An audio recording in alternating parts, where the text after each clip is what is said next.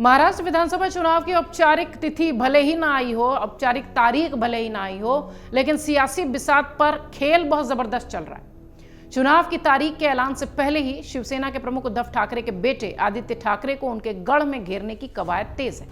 और आपको सुन के आश्चर्य होगा कि आदित्य ठाकरे की मुश्किलें बढ़ाने में किसी और का नहीं बल्कि उनके चाचा और मनसे प्रमुख राज ठाकरे का हाथ है। खबर कुछ ऐसी है कि आदित्य ठाकरे के गढ़ कहे जाने वाले, आदित्य ठाकरे या शिवसेना के गढ़ कहे जाने वाले वर्ली की सीट पर संदीप देशपांडे प्रत्याशी के रूप में चुनावी मैदान में उतरेंगे। कौन है संदीप देशपांडे, किसकी पार्टी से वो चुनावी मैदान में उतर रहे हैं और राज ठाकरे कौन सा दाव खेलने वाले हैं अपने ही भतीजे के लिए? 2019 में वर्ली सीट का क्या समीकरण था, त्रिकोणीय मुकाबला कैसे रहा और इस बार के चुनाव में क्या कुछ तस्वीर बनती दिखाई पड़ेगी, ये सब आपको बताते हैं। दरअसल कहा यह जा रहा है कि राज ठाकरे के उम्मीदवार उतरने से वर्ली सीट पर आदित्य ठाकरे के लिए टेंशन है, क्योंकि मराठा वोटों में बिखराव तय है। ऐसे में बीजेपी और फिर शिंदे की पार्टी को इसका सीधा फायदा होगा।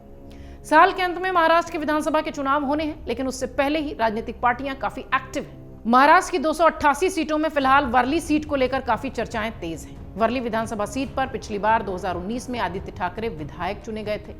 इस बार भी उनके यहां से चुनाव लड़ने की प्लानिंग है। वहीं दूसरी तरफ अगर देखिए तो वर्ली सीट पर आदित्य ठाकरे के खिलाफ महाराष्ट्र नवनिर्माण सेना यानी मनसे के प्रमुख राज ठाकरे ने अपने करीबी नेता संदीप देशपांडे को चुनाव लड़ाने का ऐलान किया है और इस ऐलान के साथ ही सियासी पारा भी महाराष्ट्र का बढ़ गया है।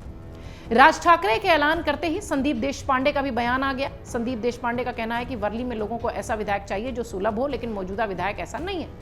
राज ठाकरे ने संदीप देशपांडे को वर्ली सीट से प्रत्याशी बनाने के एक दिन बाद ही मुख्यमंत्री एकनाथ शिंदे से मुलाकात की। मुलाकातें सियासत में यूं ही नहीं होती। इस मुलाकात के बाद चर्चा होने लगी। ये मुलाकात विधानसभा चुनाव में एक साथ लड़ने के मुद्दे पर हुई होगी, ऐसी चर्चा है।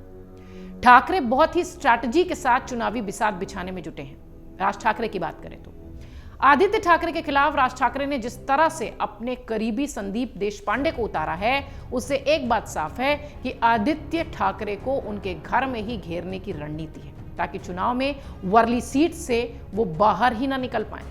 आपको बता दें, राज ठाकरे ने 2019 के विधानसभा चुनाव में वर्ली सीट पर आदित्य के खिलाफ अपना उम्मीदवार नहीं उतारा था, लेकिन इस बार ऐसा नहीं है। वर्ली सीट के लिए बाकायदा विजन प्लान किया गया है। वर्ली विधानसभा सीट पर भले ही मनसे के टिकट पर संदीप देशपांडे चुनाव लड़ रहे हो, लेकिन चुनावी मुकाबला अगर देखिए तो चाचा भतीजे का ही होगा। और महाराष्ट्र की सियासत में चाचा भतीजे का जो मुकाबला है वो खूब सुर्खियां बटोरता है, फिर चाहे वो शरद पवार अजीत पवार हो या फिर मनसे प्रमुख राज ठाकरे और आदित्य ठाकरे हो। 2019 की अगर बात करें तो महाराष्ट्र के 2019 विधानसभा चुनाव में आदित्य ठाकरे ने वर्ली सीट पर 67,000 से ज्यादा वोटों के अंतर से जीत दर्ज की थी। यहीं से वो विधायक चुने गए हैं। वैसे देखा जाए तो ठाकरे परिवार के आदित्य पहले ऐसे शख्स बने जिन्होंने यहां से चुनावी राजनीति में कदम रखा। 2024 के लोकसभा चुनाव में मुंबई साउथ से शिवसेना के अरविंद सावंत भले ही जीतने में सफल रहे थे, लेकिन वर्ली सीट पर उन्हें सिर्फ 6,715 वोटों की बढ़त मिली थी, यानी बहुत कम मार्जिन। वर्ली मुंबई दक्षिण के अंतर्गत आने वाली 6 विधानसभा क्षेत्रों में से एक है। 4 क्षेत्र में सबसे कम अगर देखा जाए तो यह है जहां शिवसेना नेता अपने प्रतिद्वंदी से आगे रहे थे। 2019 का यह आंकड़ा हम आपको बता रहे हैं।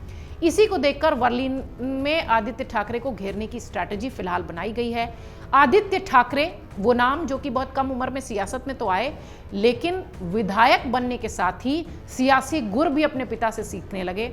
अब वर्ली की सीट ऐसी है जो कि परिवार के साख और नाक की बात तो हो ही गई, लेकिन राज ठाकरे की शिंदे से मुलाकात ने महाराष्ट्र में एक और बहस को एक तरीके से कह दीजिए कि हवा दे दी, जो ये कह रही थी कि राज ठाकरे और शिवसेना साथ लड़ती हुई दिखाई पड़ेगी, एकनाथ शिंदे की शिवसेना।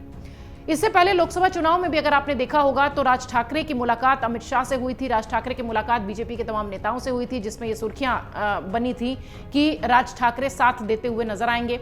जिस तरीके से लोकसभा का चुनाव महायुति के बहुत अनुरूप नहीं आया महाराष्ट्र में, ऐसा लगता है कि विधानसभा चुनाव के लिए एक एक वोट और एक एक जोड़ तोड़ दिखाई पड़ रही है। इसीलिए शायद राज ठाकरे इस वक्त महत्वपूर्ण भूमिका में महाराष्ट्र की सियासत में दिखाई पड़ रहे हैं, खास तौर से महायुति के लिए। अब देखना यह है कि ये नए नए जो चाचा भतीजे की लड़ाई शुरू हुई है, इसका कैसा असर दिखाई पड़ता है। अगर आप ये वीडियो YouTube पर देख रहे हैं तो हमारे चैनल को सब्सक्राइब करें और बेल आइकन को दबाना ना भूलें। अगर आप Facebook पर ये वीडियो देख रहे हैं तो हमारे पेज को लाइक करें।